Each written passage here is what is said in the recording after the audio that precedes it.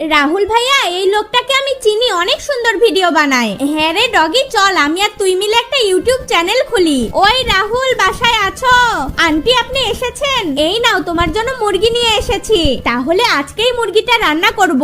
মুরগিটার মনে হয় খুব ক্ষুধা লেগেছে, একটু চালের গুঁড়ো খাওয়াই। পল্টু, আমি একটু বাহিরে যাচ্ছি, মুরগিটাকে সাবধানে দেখে রাখিস, নইলে কিন্তু পালিয়ে যাবে। ওহো, বাহিরে তো ফিসফিস করে বৃষ্টি পড়ছে, মুরগিটার তো ঠান্ডা লেগে যাবে। মুরগি বাবু চলো, তোমাকে ঠেলা গাড়িতে করে শপিং করতে নিয়ে যাই। আশেপাশে কেউ আছে কিনা ভালো করে দেখে নেই। মালিক মনে হয় বন্ধুদের সাথে আড্ডা দিতে গেছে। এই সুযোগটাই আমার কাজে লাগাতে হবে, মুরগিটাকে সস্তা দামে বিক্রি করে দিব।